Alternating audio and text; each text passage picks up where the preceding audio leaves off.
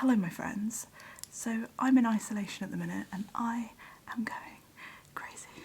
So it is 20 minutes past 7 at the minute, and with the exception of very briefly going to the supermarket and purchasing all the food, not all of the food, I'm not one of those people, purchasing some food, which I can show you later on. Do you want to see? Yeah, I'll show you. So yeah, with the exception of going out to the supermarket at 9 o'clock, and I still haven't unpacked it and put it in the fridge, I have stayed in this hotel room for the remainder of the day.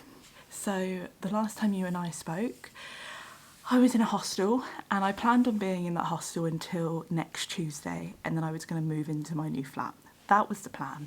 However, with work heard that I was in a hostel, and they pulled me aside, and for like the safety of, you know, everybody that works there and also the safety of me, they just were like, let's put you in a hotel, which is super nice of them, and it's so much better. In fact, I'll do like a little hotel tour. I've got a microwave, I've got a fridge, I've got my own bathroom, I can wake up at any time, I can put the light on at any time I want. So yeah, life's all right, but I am in isolation, so it's not great. I had my first week at work. Work is amazing. I'm also really concerned, stop fiddling.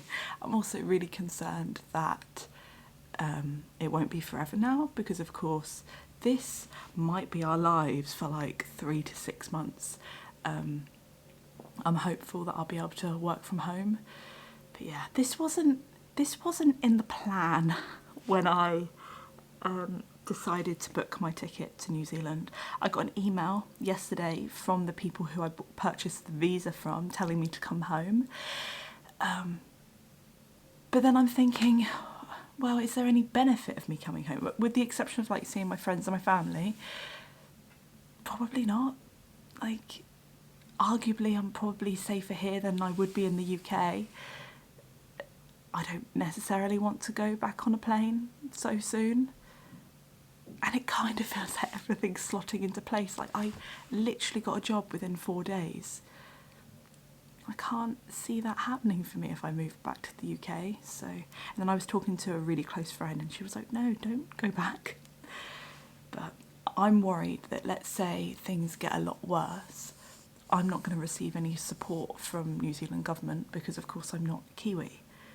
But if things were to get worse in Britain, I would receive some sort of support. Oh, I'm worried. So yeah, if you've got any advice for me, please let me know. I was also thinking about perhaps doing a video where we could make some food in my hotel room with the limited resources that we've got. So let me know if you fancy that. Good news, all my letters have arrived. So I've got all of my letters now, which I'm really excited about. I did open 2. I did tell you that I was going to open them all on camera, and I opened the one which is for your first day, not before. Can you read that? Maybe? Yeah, there we go. And then for the first week. Oh, just trust me. And so I've opened that one, those 2. And then I've also, oh no, I've opened 3. I've opened this one for the end of the first week too. So let me know if you'd like to see those. But we've also got, for whenever you need a pick-me-up, which might be can't talk, which might be applicable for today. Emmy for whenever, for when you're sad, sorry, and Emmy, you've got this, which I don't think those are applicable. But I definitely need to pick me up because I'm genuinely really concerned. Yeah, I try to be as upbeat as I possibly can. But the fact of the matter is that, oh, it's so nice. So it's a postcard that says happy. But yeah, I'm having a bit of a hard time. So let's read this together. Hey Emmy.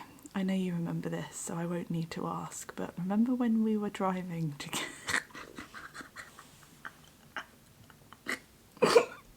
This is literally the perfect card. I know you remember this, so I won't need to ask, but remember when we were driving to Kay's wedding and we suddenly came across a road cutting over ours and you suddenly had to brake?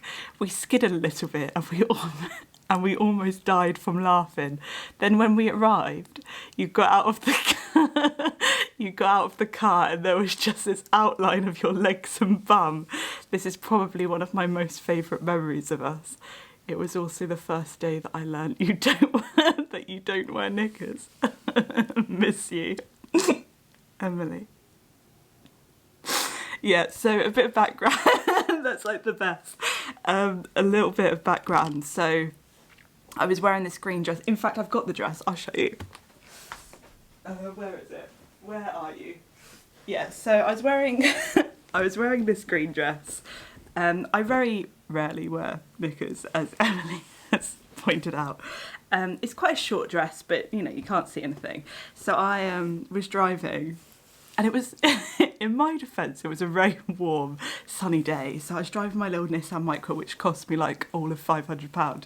Just gonna throw this away. And yeah, so we came across a junction, but I didn't see the junction. So there I was, like having a lovely time.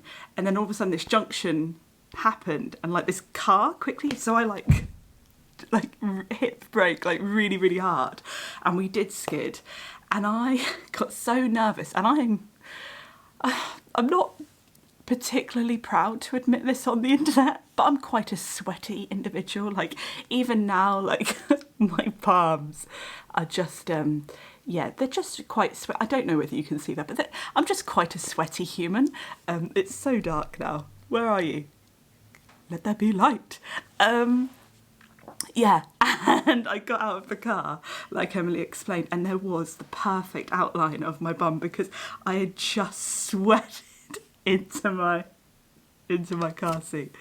So yeah, that's helped tremendously. Like that's beautiful. Also, let's not acknowledge the hair. Literally got out of the shower. But oh, I fucking love Emily. Oh, Emily's like the best. So shall I show you what I've got from the supermarket in the biggest bag ever? So I purchased 3 of these. So I've got the cocoa and orange, the Lamington one. I've never had these before, so I'll report back. And I also bought the peanut caramel, which I'm very excited about.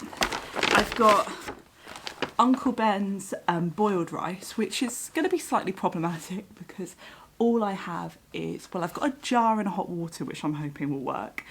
I've got a microwave, won't work, and I've got a fridge that won't work. So let's make some rice later on, maybe in the next video.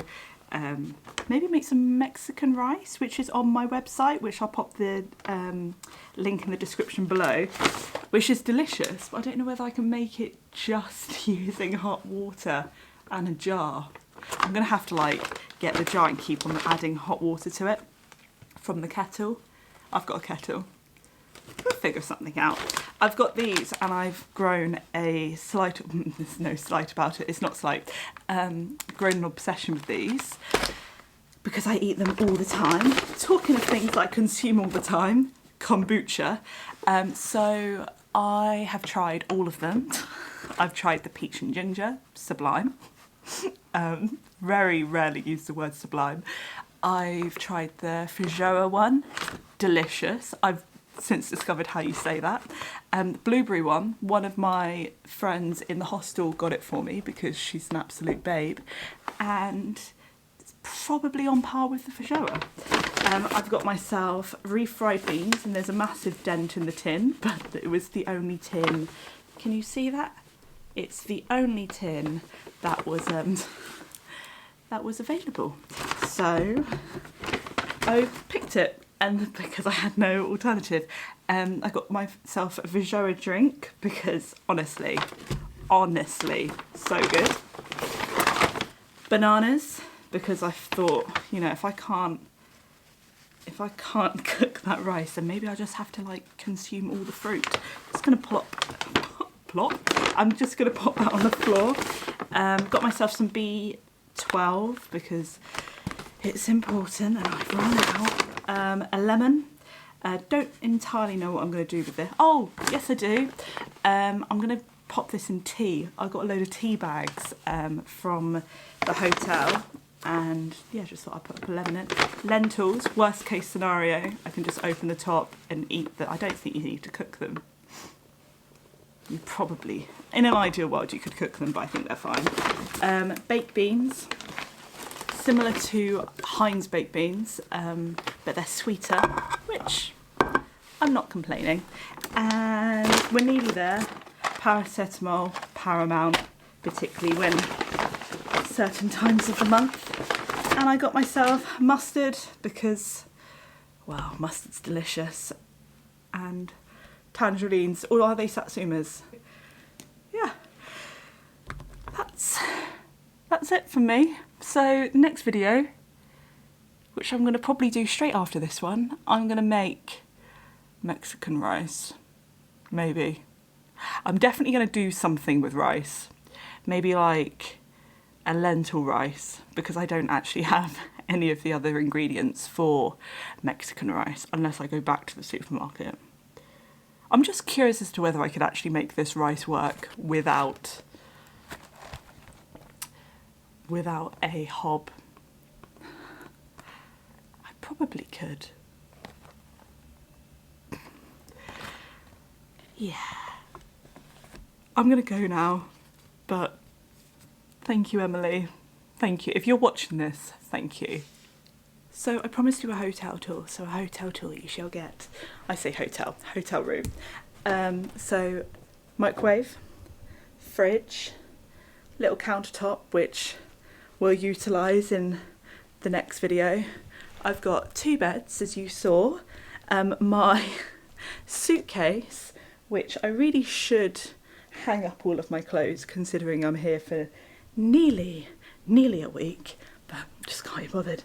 Laptop, then the highlight, in my opinion, I've got myself I've got myself a nice little bathroom with, quite honestly, one of the nicest showers ever. It's just like a little walk-in shower, which is quite, well, I suppose, are all showers walk-in? I suppose it would be. That's my little hotel room. So hey, how's it going?